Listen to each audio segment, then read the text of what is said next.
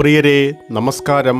വാമനപുരാണത്തിൻ്റെ 4-ാം video 3-ാം വീഡിയോയുടെ അപൂർണമായ തുടർച്ചയിൽ നിന്ന് തന്നെ തുടങ്ങാം.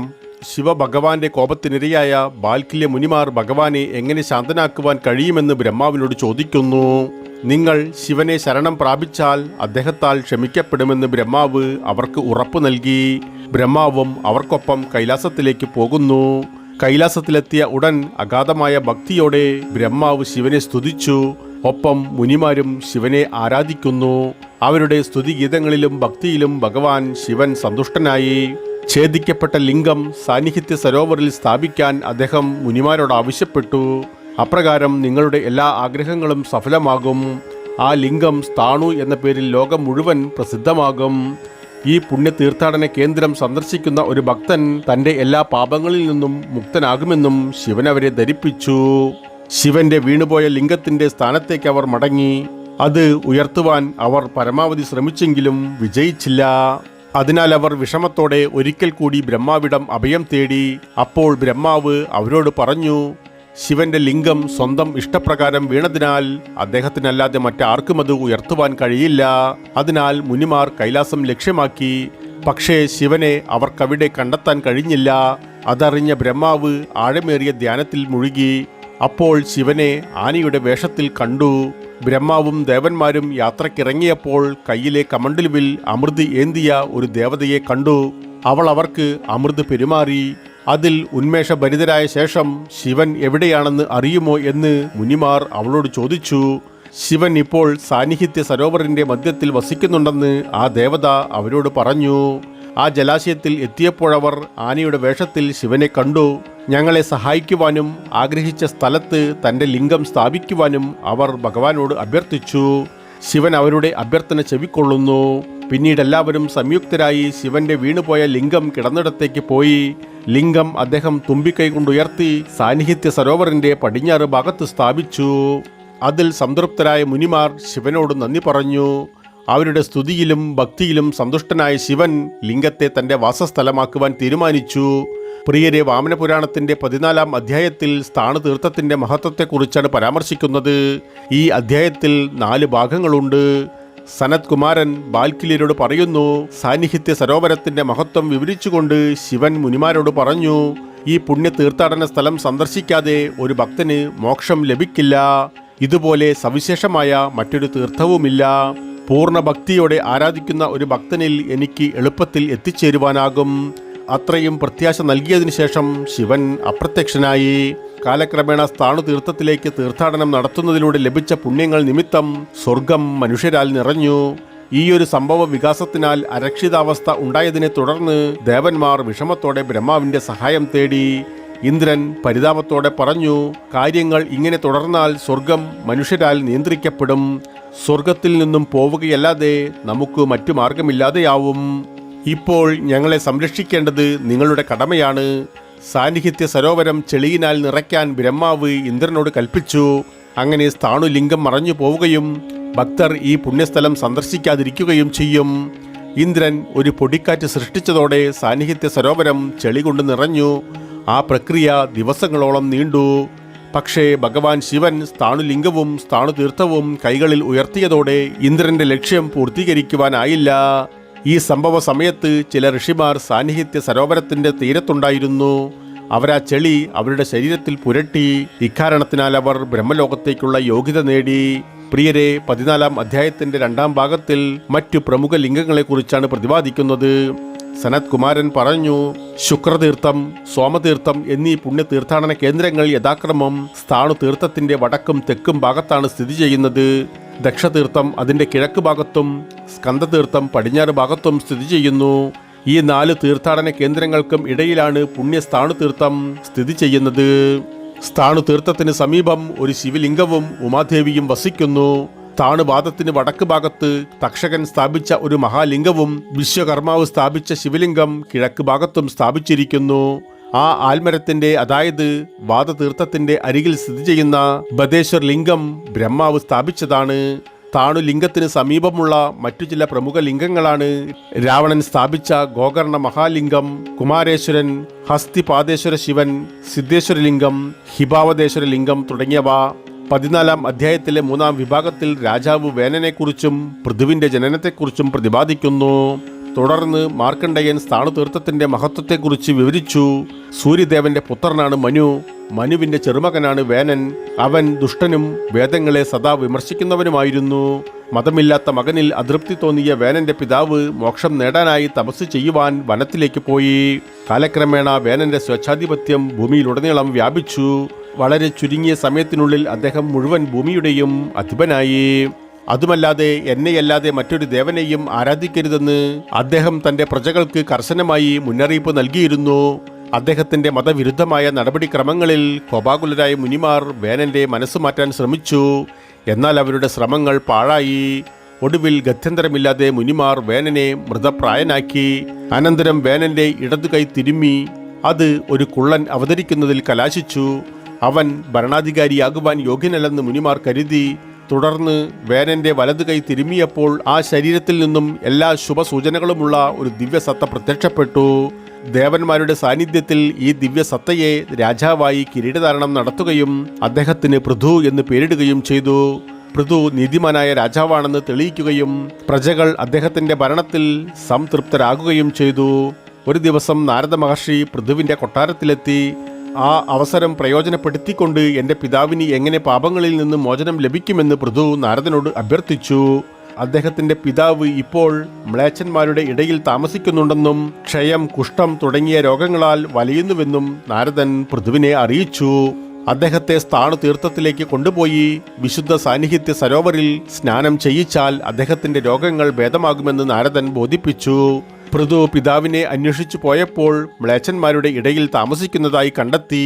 മ്ലേച്ഛന്മാരുടെ അനുമതി വാങ്ങിയ ശേഷം അദ്ദേഹം പിതാവിനെ സ്ഥാണുതീർത്ഥത്തിലേക്ക് കൊണ്ടുവന്നു. പിതാവിനെ കുളിപ്പിക്കാൻ സഹായിക്കാനുള്ള അദ്ദേഹത്തിന്റെ ശ്രമത്തെ ദേവനായ വായു എതിർത്തു. ഇത്രയും ക്രൂരനായ ഒരു പാപി സാന്നിധ്യ സരോവരത്തിലെ വെള്ളം മലിനമാക്കും. ഒന്നാമതായി, നിങ്ങൾ ഒരു തീർത്ഥാടനത്തിന് പോയി നിങ്ങളുടെ പിതാവിനെ ശുദ്ധീകരിക്കാൻ എല്ലാ പുണ്യസ്ഥലങ്ങളും സന്ദർശിക്കണം. അപ്പോൾ മാത്രമേ അദ്ദേഹത്തിന് ഇവിടെ കുളിക്കാൻ അർഹതയുള്ളൂ. പൃഥുവും പിതാവും ഒരു തീർത്ഥാടനത്തിനായി പുറപ്പെട്ട് എല്ലാ പുണ്യസ്ഥലങ്ങളും സന്ദർശിച്ചു. ഇരുവരും സ്ഥാണുതീർത്ഥത്തിൽ തിരിച്ചെത്തിയപ്പോഴേക്കും അച്ഛൻ ശുദ്ധി പ്രാപിച്ചിരുന്നു. വേനൻ സ്ഥാണുതീർത്ഥത്തിൽ കുളിച്ച് പാപങ്ങളിൽ നിന്നും പൂർണ്ണമായും മുക്തനായി. വേനൻ സ്ഥാണു ഭഗവാനെ ആരാധിക്കുകയും പൂർണ്ണ ഭക്തിയോടെ സ്തുതിക്കുകയും ചെയ്തു. പ്രിയരെ, 14-ാം അധ്യായത്തിന്റെ 4-ാം ഭാഗത്തിൽ വേനൻ സ്വർഗം നേടുന്നതിനെക്കുറിച്ച് വിശദീകരിക്കുന്നു. സനത് കുമാരൻ പറഞ്ഞു, വേനന്റെ ഭക്തിയിൽ സംപ്രീതനായ ശിവൻ അടുത്ത ജന്മത്തിൽ അന്തകനായി അവതരിക്കാൻ അദ്ദേഹത്തെ അനുഗ്രഹിച്ചു. വേദങ്ങളെ വിമർശിച്ചുകൊണ്ട് നേടിയ പാപങ്ങൾ നിമിത്തം കുപ്രസിദ്ധനായ ഹിരണ്യാക്ഷൻ എന്ന അസുരന്റെ വംശത്തിൽ നിങ്ങൾ ജനിക്കും. തുടർന്നും എന്തെങ്കിലും വരം ചോദിക്കുവാൻ ശിവൻ വേനനോട് ആവശ്യപ്പെട്ടു. ദിവ്യമായ ഭക്ഷണം കഴിച്ച് പാപം ചെയ്തതിന്റെ ഫലമായി നായായി മാറിയ എൻ്റെ പരിചാരകനെ അനുഗ്രഹിക്കണമെന്ന് വേനൻ ശിവനോട് അപേക്ഷിച്ചു. ശിവൻ ആ പരിചാരകനെ അനുഗ്രഹിക്കുന്നു. അതിന്റെ ഫലമായി അയാൾക്ക് യഥാർത്ഥ രൂപം തിരികെ ലഭിച്ചു. അപ്പോൾ തന്നെ പൃഥു അവിടെ എത്തി. അദ്ദേഹത്തെ കണ്ട വേനൻ അവന്റെ മഹത്തായ പരിശ്രമത്തിന് നന്ദി രേഖപ്പെടുത്തി. ഇല്ലായിരുന്നുവെങ്കിൽ എനിക്കൊരിക്കലും പാപങ്ങളിൽ നിന്നും മോചനം ലഭിക്കുമായിരുന്നില്ല. പൃഥുവിനെ അനുഗ്രഹിച്ച ശേഷം വേനൻ സ്വർഗത്തിലേക്ക് പോയി. പിതാവിന്റെ അഭാവത്തിലും പൃഥു നീതിപൂർവം ഭരണം നടത്തി. നിരവധി മതപരമായ പ്രവർത്തനങ്ങൾ നടത്തുകയും ബ്രാഹ്മണർക്ക് പരിധിയില്ലാത്ത ദാനങ്ങൾ നൽകുകയും ചെയ്തു. പൃഥു ദീർഘകാലം ഭരിച്ച ശേഷം കുരുക്ഷേത്രത്തിലേക്ക് പോയി കഠിനമായ തപസ് ചെയ്ത് മരണാനന്തരം പരമമായ സിംഹാസനം നേടി.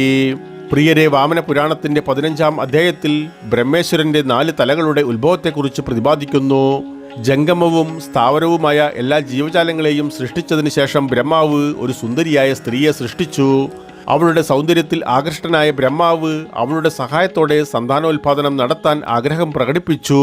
ബ്രഹ്മാവ് ചെയ്ത ഈ ഗുരുതരമായ പാപത്തിന്റെ ഫലമായി അദ്ദേഹത്തിന്റെ 5 തലകളിൽ ഒന്ന് വേർപെട്ട് നിലത്ത് വീണു. ഛേദിക്കപ്പെട്ട തന്റെ ശിരസ്സുമായി അദ്ദേഹം സാന്നിധ്യ സരോവറിലേക്ക് പോയി സ്വന്തം പാപങ്ങൾക്ക് പ്രായശ്ചിത്തം ചെയ്തു. ആ സ്ഥലത്ത് പരിഹാരം ചെയ്തതിനു ശേഷം അദ്ദേഹം 4 തലയുള്ള ഒരു ശിവലിംഗം സ്ഥാപിച്ച് ദിവസവും അതിനെ ആരാധിച്ചു. അദ്ദേഹത്തിന്റെ ഭക്തിയിൽ സംപ്രീതനായ ശിവൻ അദ്ദേഹത്തിന്റെ മുൻപിൽ പ്രത്യക്ഷപ്പെടുന്നു. ശിവൻ ബ്രഹ്മാവിനെ അനുഗ്രഹിച്ചുകൊണ്ട് പറഞ്ഞു, ഈ പുണ്യസ്ഥലത്ത് 4 തലയുള്ള ഒരു ശിവലിംഗം സ്ഥാപിച്ചതിലൂടെ നേടിയ പുണ്യം നിമിത്തം നിങ്ങൾ പാപത്തിൽ നിന്ന് മുക്തനായി. അനുഗ്രഹാനന്തരം ശിവൻ അപ്രത്യക്ഷനാകുന്നു. പാപത്തിൽ നിന്ന് മോചനം നേടിയ ശേഷം ബ്രഹ്മാവ് 4 തലയുള്ള മഹാദേവന്റെ വിഗ്രഹത്തെ ആരാധിക്കുകയും അടുത്തുള്ള ഒരു തടാകത്തിന്റെ മധ്യത്തിൽ മറ്റൊരു ശിവലിംഗം സ്ഥാപിക്കുകയും ചെയ്തു. അദ്ദേഹം ഒരു ജലസംഭരണി കൂടെ സൃഷ്ടിക്കുകയും ആ ജലസംഭരണിക്ക് ബ്രഹ്മസാരം എന്ന സ്വന്തം പേര് തന്നെ നൽകുകയും ചെയ്തു. കൂടാതെ മറ്റു 2 ശിവലിംഗങ്ങൾ കൂടെ സ്ഥാപിച്ചു. ഒന്ന് സ്വന്തം ആശ്രമത്തിന്റെ കിഴക്ക് ഭാഗത്തും മറ്റൊന്ന് സരസ്വതി നദി തീരത്തുമാണ് സ്ഥാപിച്ചത്. ബ്രഹ്മാവ് സൃഷ്ടിച്ച ഈ പുണ്യസ്ഥലങ്ങളിലേക്ക് തീർത്ഥാടനം നടത്തുന്ന ഒരു ഭക്തൻ തന്റെ എല്ലാ പാപങ്ങളിൽ നിന്നും മുക്തനാവുകയും മോക്ഷം നേടുകയും ചെയ്യുന്നു.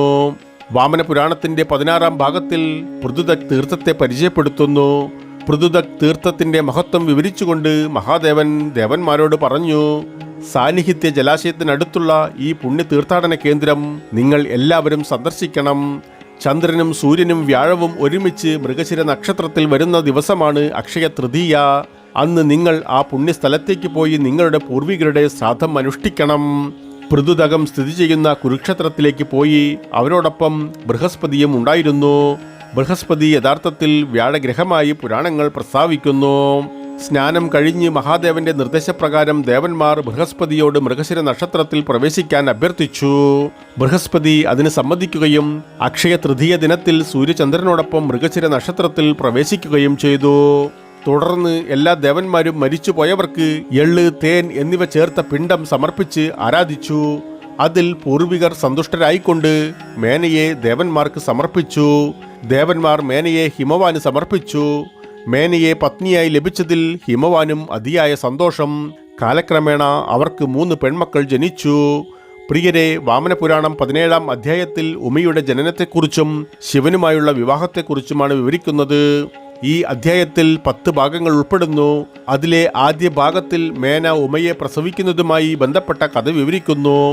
മേന 3 പെൺമക്കളെയും ഒരു മകനെയും പ്രസവിച്ചു. മൂത്ത മകളായ രാഗിണി ചുവന്ന നിറമുള്ളവളും കണ്ണുകൾക്ക് പോലും ചുവപ്പ് നിറമായിരുന്നു. രണ്ടാമത്തെ മകൾ കുടില വെളുത്ത നിറമുള്ളവളും താമരദളങ്ങൾ പോലുള്ള മനോഹരമായ കണ്ണുകൾ ഉള്ളവളുമായിരുന്നു. ഇളയ മകൾ കാളി ഇരുണ്ട നിറമുള്ളവളും നീലത്താമരദളങ്ങൾ പോലുള്ള മനോഹരമായ കണ്ണുകളുള്ളവളുമായിരുന്നു. മേനയ്ക്ക് സുനാം എന്നൊരു മകനും ഉണ്ടായിരുന്നു. 3 സഹോദരിമാരും 6 വയസ്സുള്ളപ്പോൾ മുതൽ തന്നെ തപസ് ചെയ്യാൻ തുടങ്ങി. ദേവന്മാർ ഈ സുന്ദരികളായ പെൺകുട്ടികളെ കണ്ട് അവരുടെ സൗന്ദര്യത്തിൽ മയങ്ങുന്നു. ആദിത്യനും വസുഗണങ്ങളും കുടിലയെ ബ്രഹ്മലോകത്തേക്ക് കൊണ്ടുപോയി ബ്രഹ്മാവിനോട് ചോദിച്ചു, അല്ലയോ പ്രഭോ, മഹിഷാസുരനെ നിഗ്രഹിക്കുവാൻ കഴിവുള്ള ഒരു പുത്രനെ ഈ പെൺകുട്ടിയിനാൽ പ്രസവിക്കാൻ കഴിയുമോ? അവൾക്ക് ശിവന്റെ തേജസ് താങ്ങാൻ കഴിയില്ലെന്നും അതിനാൽ അവളെ മോചിപ്പിക്കണമെന്നും അവരോട് ബ്രഹ്മാവ് പറയുന്നു. ബ്രഹ്മാവിന്റെ തിരസ്കരണത്തിൽ നിരാശ പൂണ്ട കുടില ശിവന്റെ തേജസ് സ്വന്തമാക്കാൻ എല്ലാ വഴികളും തേടുമെന്ന് വെല്ലുവിളിച്ചു. അവളുടെ അഹങ്കാര വാക്കുകൾ കേട്ട ബ്രഹ്മാവ് കോപിക്കുകയും അവളെ ഒരു നദിയായി മാറാൻ ശപിക്കുകയും ചെയ്യുന്നു. വളരെ കുറഞ്ഞ സമയത്തിനുള്ളിൽ കുടിലയുടെ ഉഗ്രമായ നീരൊഴുക്ക് ബ്രഹ്മലോകം മുഴുവൻ നിറഞ്ഞൊഴുകി. എന്നാൽ ബ്രഹ്മാവിന് അവളുടെ നീരൊഴുക്ക് നിയന്ത്രിക്കാൻ കഴിഞ്ഞു. അങ്ങനെ കുടില ഒരു നദിയുടെ രൂപത്തിൽ ബ്രഹ്മലോകത്തിൽ തന്നെ തുടർന്നു. മേനയുടെ മറ്റൊരു പുത്രിയായ രാഗിണി തപസ് ചെയ്തത് കണ്ട ദേവന്മാർ അവളെയും ബ്രഹ്മാവിന്റെ അടുക്കിലേക്ക് കൊണ്ടുപോയി. അവളുടെ സഹോദരിയായ കുടിലയെ ശപിച്ചതുപോലെ ബ്രഹ്മാവ് രാഗിണിയെയും ശപിച്ചു. ബ്രഹ്മാവിന്റെ ശാപം മൂലം അവൾ സന്ധിയായി മാറി. 2 പെൺമക്കളെ നഷ്ടപ്പെട്ട മേന കാളിയെ തപസ്സിൽ നിന്നും പിന്തിരിപ്പിക്കാൻ ശ്രമിച്ചു. പക്ഷേ കാളി അത് ചെവിക്കൊണ്ടില്ല. അമ്മയുടെ ഉപദേശത്തിന് മറുപടിയായി കാളി ഊ മാ എന്നുച്ചരിച്ചു. അതിന്റെ ഫലമായി അവളെ ഉമ എന്ന് വിളിക്കുന്നു. ശിവനെ പ്രീതിപ്പെടുത്തുവാൻ ഉമ തന്റെ കഠിനമായ തപസ് ചെയ്തു. അതറിഞ്ഞ ബ്രഹ്മാവ് അവളെ ബ്രഹ്മലോകത്തേക്ക് കൊണ്ടുവരുവാൻ നിർദ്ദേശിച്ചു. പക്ഷേ ഉമയുടെ തേജസ് അവർക്ക് അസഹനീയമായതിനാൽ ദേവന്മാരുടെ ശ്രമം വിജയിച്ചില്ല. അവർ ബ്രഹ്മലോകത്തേക്ക് മടങ്ങി സംഭവിച്ചത് മുഴുവൻ ബ്രഹ്മാവിനോട് പറഞ്ഞു. ഉമ ശിവന്റെ പത്നിയാകുവാൻ യോഗ്യയാണെന്ന് ബ്രഹ്മാവിന് ബോധ്യപ്പെട്ടു. ഒരു ദിവസം ഉമയുടെ പിതാവായ ഹിമവാൻ അവളെ ഭവനത്തിലേക്ക് തിരികെ കൊണ്ടുവന്നു. അങ്ങനെ ഇരിക്കവേ ഒരിക്കൽ ശിവൻ ഹിമാലയ പർവ്വതത്തിൽ തപസ് ചെയ്യാൻ പോയി. അദ്ദേഹത്തിന്റെ ആഗമനം തിരിച്ചറിഞ്ഞപ്പോൾ ഹിമവാന് അതിയായ സന്തോഷം. അദ്ദേഹത്തിന് ആവശ്യമായ എല്ലാ ക്രമീകരണങ്ങളും ചെയ്തു കൊടുത്തു. ശിവൻ ധ്യാനത്തിൽ മുഴുകിയിരിക്കവേ ഒരു ദിവസം ഉമ അവിടെ എത്തി. സതി ഉമയായി പുനർജന്മം പ്രാപിച്ചതായി ഉണരുവാനായപ്പോൾ ശിവന് സന്തോഷം. എന്നാൽ അദ്ദേഹം വീണ്ടും ആഴത്തിലുള്ള ധ്യാനത്തിലേക്ക് തിരിച്ചു പോയപ്പോൾ അദ്ദേഹത്തിന്റെ സന്തോഷം താൽക്കാലികമായിരുന്നു. ഉമ ശിവന്റെ പാദങ്ങളിൽ സ്പർശിച്ച് പ്രണാമം അർപ്പിച്ചു. ഉമയുടെ ഭക്തി പരീക്ഷിക്കാൻ ആഗ്രഹിച്ച ശിവൻ മറഞ്ഞിരുന്നു.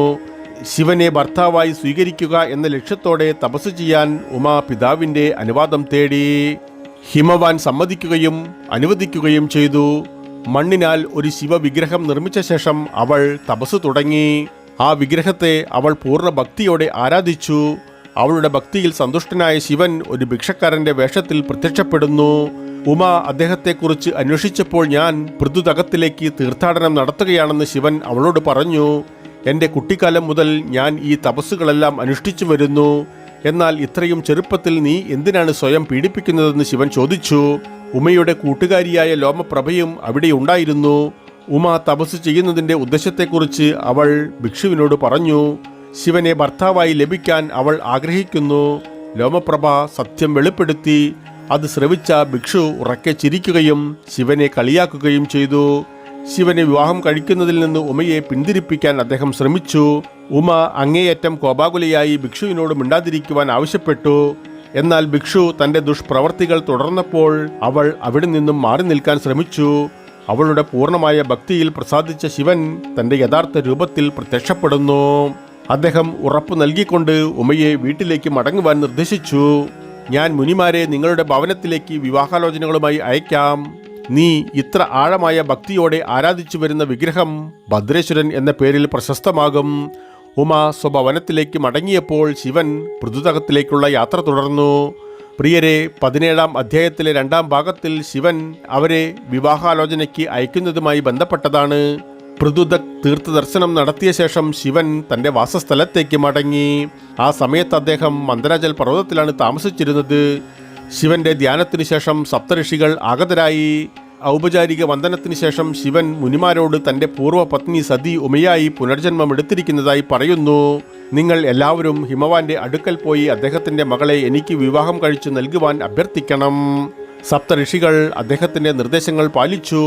അവരെല്ലാം ശിവന്റെ വിവാഹാഭ്യർത്ഥനയുമായി ഹിമാലയത്തിലേക്ക് പോയി. അതറിഞ്ഞ ഉമയ്ക്ക് അതിൻ്റെതായ സന്തോഷമെങ്കിൽ പോലും അതിൻ്റെതായ വികാരങ്ങൾ പ്രകടിപ്പിച്ചില്ല. വിവാഹാഭ്യർത്ഥന സ്വീകരിക്കണോ നിരസിക്കണോ എന്ന് അറിയാതെ ഹിമവാൻ ആശയക്കുഴപ്പത്തിലായിരുന്നു. സപ്തഋഷികളെ നിരസിക്കുന്നത് ഉചിതമല്ലെന്നത് മേരുപർവ്വതം അദ്ദേഹത്തെ ഉപദേശിച്ചു. ഹിമവാന്റെ പത്നി മേന അദ്ദേഹത്തെ ഒരു പ്രത്യേക വിഷയം ഓർമ്മിപ്പിക്കുന്നു. അല്ലയോ പർവ്വതനാഥ, മരിച്ചുപോയ പൂർവികർ ഉമയെ എനിക്ക് നൽകിയത് ഞാനവളെ ശിവനുമായി വിവാഹം കഴിപ്പിക്കുമെന്ന വ്യവസ്ഥയിലാണ്. അവർക്ക് ജനിക്കുന്ന സന്തതി മഹിഷാസുരനെയും താരകാസുരനെയും നിഗ്രഹിക്കും. ഒടുവിൽ ഹിമവാൻ സമ്മതമേകി. സന്തുഷ്ടരായ സപ്തഋഷികൾ വിവാഹ ചടങ്ങിനായി ഒരു ശുഭമുഹൂർത്തം തിരഞ്ഞെടുത്തു. ചന്ദ്രൻ ഉത്തര ഫൽഗുനി നക്ഷത്രത്തിൽ പ്രവേശിക്കുന്ന ഇന്നു മുതൽ 3-ാം ദിവസമായ മൈത്ര മുഹൂർത്തത്തിൽ നിങ്ങളുടെ മകളെ ശിവൻ വിവാഹം കഴിക്കും. ശേഷം സപ്തഋഷികൾ മന്ദരാജൽ പർവ്വതത്തിലേക്ക് മടങ്ങി ശിവനെ സന്തോഷവാർത്ത അറിയിച്ചു. ശിവൻ സന്തുഷ്ടനായി സപ്തഋഷികളെ ആദരിക്കുന്നു. തുടർന്ന് സപ്തഋഷികൾ ശിവന്റെ വിവാഹത്തെക്കുറിച്ച് എല്ലാ ദേവതകളെയും അറിയിക്കാൻ പോയി. 17-ാം അധ്യായത്തിലെ 3-ാം ഭാഗത്തിൽ ഉമ ശിവനെ വിവാഹം കഴിക്കുന്നതിനെക്കുറിച്ച് പ്രതിപാദിക്കുന്നു. ശിവന്റെ വിവാഹ വാർത്ത കേട്ട വിഷ്ണുവും ബ്രഹ്മാവും ദേവന്മാരും ഗണങ്ങളും സന്തോഷിച്ചു. വിവാഹത്തിനുള്ള ഒരുക്കങ്ങൾക്കായി ശിവൻ തൻ്റെ സ്ഥിരവാസസ്ഥലമായ കൈലാസ പർവ്വതത്തിലേക്ക് പോയി. ഹിമാലയ പർവ്വതത്തിലേക്ക് വിവാഹ ഘോഷയാത്ര പുറപ്പെട്ടു. അരയിൽ കടുവത്തോലും നെറ്റിയിൽ ഗോരോചന തിലകവും ധരിച്ച ശിവന്റെ രൂപം വളരെ ഭയാനകമായിരുന്നു. കഴുത്തിൽ തലയോട്ടി മാല ധരിച്ചിരുന്നു. ശരീരമാകെ സർപ്പങ്ങൾ ഇഴഞ്ഞു നടക്കുന്നു. വൃഷഭൻ എന്ന വാഹനം ഗാംഭീര്യത്തോടെ നടന്നു. ദേവന്മാർ, യക്ഷന്മാർ, അസുരന്മാർ, ഗണങ്ങൾ എന്നിവരടങ്ങുന്നതായിരുന്നു വിവാഹ ഘോഷയാത്ര. മഹാവിഷ്ണുവും ലക്ഷ്മിദേവിയും ഗരുഡന്റെ പുറത്തും ബ്രഹ്മാവ് ഹംസത്തിന്റെ പുറത്തും കയറി യാത്ര തിരിച്ചു. വിവാഹ ഘോഷയാത്ര ലക്ഷ്യസ്ഥാനത്തെത്തിയപ്പോൾ ഹിമവാൻ തന്റെ ആദരണീയരായ അതിഥികളെ അത്യധികം ആദരവോടെ സ്വീകരിച്ച് തന്റെ കൊട്ടാരത്തിലേക്ക് നയിച്ചു. ശിവന്റെ സുന്ദരമായ രൂപം കണ്ട് സ്ത്രീകൾ ഉമയോട് അസൂയപ്പെട്ടു. വെളുത്ത നിറമുള്ള പട്ടുവസ്ത്രത്തിൽ ഉമ ദിവ്യമായും സുന്ദരിയായും കാണപ്പെട്ടു. ഒടുവിൽ വധുവും വരനും വിവാഹ ചടങ്ങ് നടക്കേണ്ട വിവാഹ പന്തലിലേക്ക് പ്രവേശിച്ചു. ഹിമവാൻ ഉമയുടെ കൈ ശിവന്റെ കരങ്ങളിൽ വെച്ച് അവളെ നിങ്ങളുടെ പത്നിയായി സ്വീകരിക്കുവാൻ ഞാൻ സമ്മതിക്കുന്നു എന്ന് പ്രതിജ്ഞ ചെയ്തു. അതിനുശേഷം ശിവനും ഉമയും വിവാഹ ബന്ധം കെട്ടി 3 തവണ പുണ്യാഗ്നിയെ പ്രദക്ഷിണം ചെയ്തു. ഇരുവരും പുണ്യാഗ്നിയിൽ യാഗങ്ങൾ അർപ്പിച്ചു. ഉമ ശിവന്റെ പാദങ്ങളിൽ സ്പർശിച്ചപ്പോൾ ബ്രഹ്മാവിന് അവളുടെ മനോഹരമായ മുഖം കാണാൻ അവസരം ലഭിച്ചു. അവളുടെ ദിവ്യ സൗന്ദര്യത്തിൽ ആകൃഷ്ടനായ അദ്ദേഹത്തിൽ സ്ഖലനം സംഭവിച്ചു. ശിവൻ ഒഴികെ മറ്റാർക്കും ഈ സംഭവത്തെക്കുറിച്ച് അറിയില്ലായിരുന്നു. ബ്രഹ്മാവ് തൻ്റെ സ്ഖലനം സംഭവിച്ച ബീജങ്ങളെ മണ്ണിനടിയിൽ മറയ്ക്കാൻ ശ്രമിച്ചു. എന്നാൽ ആ പ്രവൃത്തിയിൽ നിന്നും ശിവൻ ബ്രഹ്മാവിനെ തടഞ്ഞു. ഈ വീര്യത്തെ നശിപ്പിക്കരുത്, അതിൽ നിന്നും 80,000 ബാൽക്കില്യന്മാർ പ്രത്യക്ഷപ്പെടും. ശിവന്റെ പ്രവചനങ്ങൾ സത്യമായി. വളരെ കുറഞ്ഞ സമയത്തിനുള്ളിൽ 80,000 ബാൽക്കില്യന്മാർ അവിടെ പ്രത്യക്ഷപ്പെട്ടു. തുടർന്ന് ശിവൻ തൻ്റെ പത്നിയായ ഉമയോടൊപ്പം മന്ദരാജൽ പർവ്വതത്തിലേക്ക് പോയി. പ്രിയരെ, 17-ാം അധ്യായത്തിലെ 4-ാം വിഭാഗത്തിൽ വിശ്വകർമാവ് പണിയുന്ന ഒരു കൊട്ടാരത്തെക്കുറിച്ചാണ് പ്രതിപാദിക്കുന്നത്. മന്ദരാജൽ പർവ്വതത്തിൽ എത്തിയ ശേഷം ശിവൻ വിശ്വകർമാവിനോട് ഒരു ഭവനം പണിയുവാൻ നിർദ്ദേശിക്കുന്നു. വിശ്വകർമാവ് ശിവനു വേണ്ടി 64 യോജനകളിലായി വ്യാപിച്ചു കിടക്കുന്ന വിശാലമായ ഒരു ഭവനം നിർമ്മിക്കുന്നു. ആ ഭവനം സ്വസ്തിക ചിഹ്നങ്ങൾ കൊണ്ട് അലങ്കരിച്ചു. അതിൻ്റെ ഭിത്തികൾ സ്വർണം കൊണ്ടാണ് നിർമ്മിച്ചത്. ഒരു ദിവസം ഉമയുടെ ഇരുണ്ട നിറം കാരണം ശിവൻ അവളെ കളിയാക്കി കാളി എന്ന് വിളിച്ചു. എന്നാൽ ഉമയ വാക്കുകളെ നിസ്സാരമായി കണ്ടില്ല. അവൾ ഹിമാലയത്തിലേക്ക് തപസ് ചെയ്യാൻ പോവുകയാണെന്നും അതിനാൽ തന്നെ ആ പേര് വീണ്ടും ഉച്ചരിക്കുവാൻ നിങ്ങൾക്കാവില്ലെന്നും ശിവനെ അറിയിച്ചു. അങ്ങനെ ഉമ ഹിമാലയത്തിൽ പോയി തപസ് ആരംഭിക്കുന്നു. ഒറ്റക്കാലിൽ നിന്നുകൊണ്ടവൾ കഠിനമായ തപസ് ചെയ്തു. ഒരു ദിവസം ഒരു സിംഹം അവിടെയെത്തി. ഉമ ഒറ്റക്കാലിൽ നിൽക്കുന്നത് കണ്ട സിംഹം ഒരിക്കൽ അവൾ നിലതെറ്റി താഴെ വീഴുമ്പോൾ അതിൻ്റെ പിടിയിൽ വീഴുന്ന നിമിഷത്തിനായി ക്ഷമയോടെ കാത്തിരുന്നു. വിശുദ്ധ ബ്രഹ്മമന്ത്രം ജപിച്ചുകൊണ്ട് ഉമ 100 വർഷം തൻ്റെ തപസ് തുടർന്നു. അവളുടെ ഭക്തിയിൽ സന്തുഷ്ടനായ ബ്രഹ്മാവ് മുന്നിൽ പ്രത്യക്ഷപ്പെട്ട് അവളുടെ ആഗ്രഹം എന്താണെന്ന് ചോദിച്ചു. ഉമ ആദ്യം ആ സിംഹത്തിന് അപാരമായ ശക്തി നൽകി അനുഗ്രഹിക്കണമെന്ന് അഭ്യർത്ഥിക്കുന്നു. തുടർന്നവൾ അദ്ദേഹത്തോട് തൻ്റെ ചർമ്മത്തിന് സ്വർണ്ണ നിറം നൽകണമെന്നും അഭ്യർത്ഥിക്കുന്നു. ബ്രഹ്മാവ് അവളെ അനുഗ്രഹിച്ച് യാത്രയായി. കൗശികി പ്രത്യക്ഷപ്പെട്ടപ്പോൾ ഉണ്ടായിരുന്ന ഇരുണ്ട നിറമുള്ള ചർമ്മം അവൾ ഉപേക്ഷിച്ചു. ഇപ്പോൾ ബ്രഹ്മാവിൻ്റെ അനുഗ്രഹത്താൽ അവളുടെ നിറം സ്വർണമായി. ഇന്ദ്രൻ ഉമയുടെ മുന്നിൽ പ്രത്യക്ഷപ്പെട്ട് കൗശികിയെ തന്നോടൊപ്പം കൊണ്ടുപോകുവാൻ അനുവാദം ചോദിച്ചു. ഉമ ഒരു മടിയും കൂടാതെ സമ്മതം നൽകി. ഇന്ദ്രൻ കൗശികിയെ വിന്ധ്യപർവ്വതത്തിലേക്ക് കൊണ്ടുപോയി അവിടെ താമസിക്കുവാൻ അഭ്യർത്ഥിച്ചു. നിങ്ങൾ വിന്ധ്യവാസിനി എന്ന പേരിൽ പ്രശസ്തയാകും. ദേവന്മാർ പോലും നിങ്ങളെ ബഹുമാനിക്കും. അദ്ദേഹം അവൾക്ക് ഒരു സിംഹത്തെ സമ്മാനമായി നൽകി തൻ്റെ വാസസ്ഥലത്തേക്ക് മടങ്ങി. മറുവശത്ത് സ്വർണ്ണവർണ്ണം പൂണ്ട ഉമ മന്ദരാജൽ പർവ്വതത്തിലേക്ക് മടങ്ങി സന്തോഷത്തോടെ ജീവിച്ചു. ശിവൻ അവളോട് അത്രയധികം അടുപ്പത്തിലായി. അതിനാൽ തൻ്റെ കടമകൾ മറന്നു. അതിൻ്റെ ഫലമായി ലോകം മുഴുവൻ അസ്വസ്ഥരായി. ഈ സംഭവ വികാസത്തിൽ ഭയന്ന് ദേവന്മാർ ബ്രഹ്മാവിൻ്റെ ഉപദേശം തേടാൻ പോയി. ബ്രഹ്മാവ് എല്ലാ ദേവതകൾക്കുമൊപ്പം മന്ദരാജൽ പർവ്വതത്തിലേക്ക് പോകുന്നു. അവർ ശിവന്റെ വാസസ്ഥലത്തേക്ക് പ്രവേശിക്കാൻ ശ്രമിച്ചു. പക്ഷേ നന്ദി എന്ന ശിവന്റെ വാഹനം അദ്ദേഹത്തെ അകത്തേക്ക് കടത്തിവിട്ടില്ല. നിസ്സഹായരായവർ ശിവൻ പുറത്തു വരുന്ന സമയത്തിനായി ആകാംക്ഷയോടെ കാത്തിരുന്നു. ശിവന്റെ വാസസ്ഥലത്ത് നിന്ന് ഹംസങ്ങളുടെ നിരകൾ പുറത്തു വരുന്നത് കണ്ട അഗ്നിദേവൻ ഒരു ഹംസമായി വേഷം മാറി അകത്ത് കയറി. അദ്ദേഹം ശിവന്റെ അടുത്തേക്ക് പോയി പറഞ്ഞു, അല്ലയോ പ്രഭോ, ദേവന്മാർ നിങ്ങളെ കാണാൻ പുറത്ത് ആകാംക്ഷയോടെ കാത്തിരിക്കുന്നു. നിങ്ങളിത് അറിയാത്തത് എന്തുകൊണ്ടാണ്? ഉടൻ ശിവൻ എഴുന്നേറ്റ് ദേവന്മാരുടെ അടുത്തേക്കോടി. ശിവന്റെ സന്തതികൾക്ക് സ്വർഗം നഷ്ടപ്പെടുമെന്ന് ഇന്ദ്രനും മറ്റു ദേവന്മാരും വിവരിച്ചു. അതിനാൽ ഉമയിൽ നിന്ന് ഒരു കുഞ്ഞിനെയും ജനിപ്പിക്കരുതെന്ന് അവർ ശിവനോട് അഭ്യർത്ഥിച്ചു. ശിവൻ സമ്മതിക്കുന്നു. പക്ഷേ എൻ്റെ പുറത്തേക്കൊഴുകുന്ന ബീജത്തെ ആർക്കാണ് പിടിച്ചു നിർത്താൻ കഴിയുക എന്ന് അവരോട് ചോദിച്ചു. അഗ്നി മുൻപോട്ട് വന്ന് ശിവന്റെ ഓരോ തുള്ളി ബീജവും വിഴുങ്ങി. അതിനാൽ തൃപ്തരായി ദേവന്മാർ മടങ്ങുന്നു. ശിവൻ അകത്തു കയറി ഉമയോടെല്ലാം വിശദീകരിച്ചു. അത് കേൾക്കവേ ഉമ കോപാകുലയായി. തന്നെ പോലെ തന്നെ അവരും പുത്രന്മാരില്ലാത്തവരായി തുടരുമെന്ന് ദേവന്മാരെ അവൾ ശപിച്ചു. കുളിക്കുന്നതിന് ഒരു ദിവസം മുൻപ് ഉമ ഊപ്തൻ, അതായത് ചന്ദനം, മഞ്ഞൾ മുതലായവയുടെ മിശ്രിതം അവളുടെ ശരീരത്തിൽ പുരട്ടി. തുടർന്നവൾ അവളുടെ ശരീരത്തിൽ നിന്ന് കുഴമ്പ് ചുരണ്ടിയെടുത്ത് ആനയുടെ തലയുള്ള ഒരു പ്രതിമയുണ്ടാക്കി. കുളിക്കാൻ നേരം അവളുടെ തോഴിയായ മാലിനി അവളെ സഹായിച്ചു. ഉമ കുളിക്കുമ്പോൾ മാലിനി എപ്പോഴും പുഞ്ചിരിച്ചു കൊണ്ടിരുന്നു. ഉമ ജിജ്ഞാസയോടെ അവളുടെ വിചിത്രമായ പുഞ്ചിരിയുടെ കാരണം അറിയാൻ ആഗ്രഹിച്ചു. ഒരു ദിവസം നിങ്ങൾ തീർച്ചയായും അമ്മയാകുമെന്ന ഉറച്ച വിശ്വാസത്തെക്കുറിച്ച് മാലിനി ഉമയെ ഓർമ്മിപ്പിക്കുന്നു.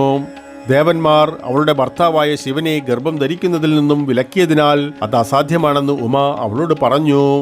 അപ്പോഴും അവൾ പുഞ്ചിരിച്ചുകൊണ്ടേയിരുന്നു. കുളി കഴിഞ്ഞ ശേഷം ഉമ ഭവനത്തിലേക്ക് പോയി. കുറച്ചു കഴിഞ്ഞപ്പോൾ ശിവൻ എത്തി അതേ സ്ഥലത്ത് കുളിച്ചു. ഉമ സൃഷ്ടിച്ച ആനത്തലയുള്ള പ്രതിമ അവിടെ തന്നെ കിടക്കുകയായിരുന്നു.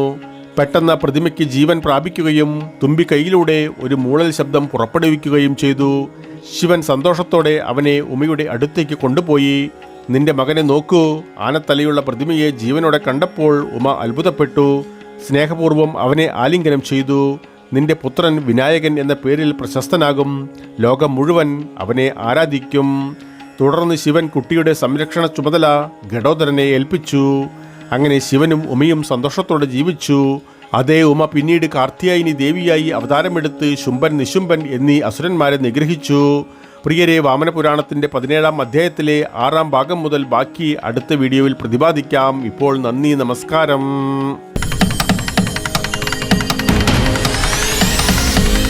പ്രിയരെ, വീഡിയോ കാണുന്നതോടൊപ്പം ചാനൽ വരിക്കാരാകുവാനും അറിയിപ്പുകൾ ലഭിക്കുന്നതിനായി കുടമണി ചിഹ്നം പ്രവർത്തനക്ഷമമാക്കുവാനും ഈ കഥയിൽ നിങ്ങൾ തൃപ്തരാണെങ്കിൽ നിങ്ങളുടെ ഇഷ്ടം അറിയിക്കുവാനും മറ്റുള്ളവരുമായി പങ്കുവയ്ക്കുവാനും മറക്കരുത് പ്രിയ സുഹൃത്തുക്കളെ.